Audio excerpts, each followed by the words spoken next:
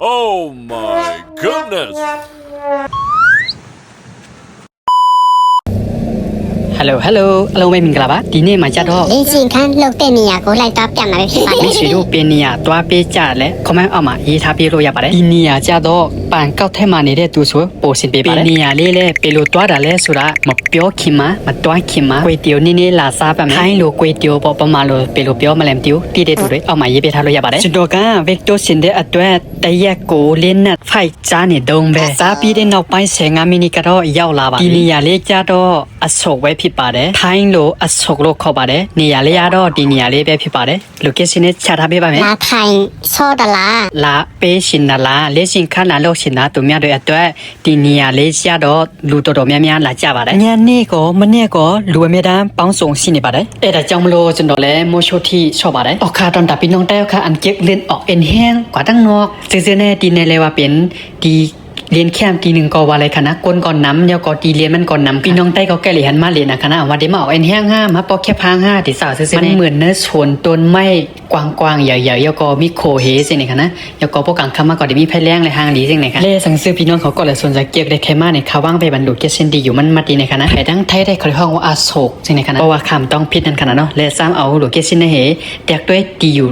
ตีพี่น้องเขานั่นว่ามาไก่หามาไก่นี่ค่ะไว้เสียออกเอ็นแห้งมาก็ขึ้นมาเอาน้ำแข็งจุบนาอีกหนึ่งค่ะและให้นาซึมปังเซอร์และชิวก็ดีข้อเลยพี่น้องเขาก็เลยติ๊กใส่ฮิตล็อกไลน์อันนี้อยู่เตี้ยไม่ปะนั่งคอมเมนต์นั่นเลยค่ะ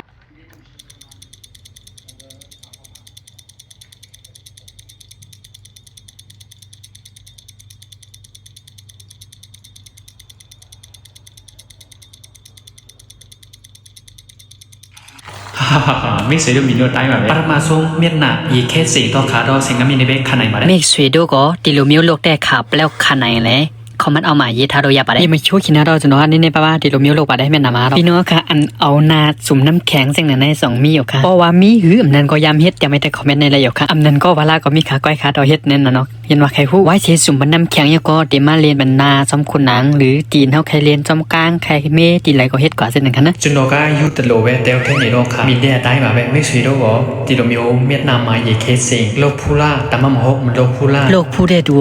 အကျိုးများပြလို့လဲအကြံပေးပါကျွန်တော်ဒီတလောက်ကဝတ်ဆင်ထွက်တဲ့သူတွေနည်းနည်းတတတာပါပြီးတော့လဲအမေတမလုပ်ပါနဲ့တပတ်မှာနှစ်ကြိမ်သုံးကြိမ်ပဲလုပ်တင်ပါတယ်ကျွန်တော်လည်းဒီတစ်ခါမှာပဲပထမဆုံးလုပ်ပါတယ်ကြိမ်ပြီးနောက်ပိုင်းကတော့ကောင်းတယ်လို့ခံစားရတယ်ကျွန်တော်လည်းဝတ်ဆင်ခဏတက်နေတူတယောက်ပေါ့မျက်လုံးမှာလည်းနည်းနည်းပါဆော့ပေးမယ်လက်ပြီးမှရှီကြအောင်ပေါ့ရှီမရှိအောင်ကလီပေးတာပေါ့ဗျာအစားပိုင်းမှာလည်းဝိတက်ချင်တဲ့သူများတွေအရန်မရေးစီပါတယ်တွန်တာပြီးတော့ကအန်ဒီလင်ไก่ข้อกูข้อมีไขมันให้หันห้องข้อเส้นไหน2ยามเรียนเส้นไหนพอไปยามเรียน3เรียน3ด้วย1ปัดค่ะพอยาวๆก็ได้ขึ้นมาสุ่มบันน้ำแทง1กรัมสุ่มบันน้ำแข็งกันดีน้ำ1กรัมสิก็ปอยาวๆก็ขึ้นหางแฮนอาบน้ำเรียบร้อยเลยก็ขึ้นมากินข้าวปันอิ่มเต็มทนเจ๊เขาขาดเดี๋ยวใส่ข้าวยำนอนปันอิ่มเต็มค่ะ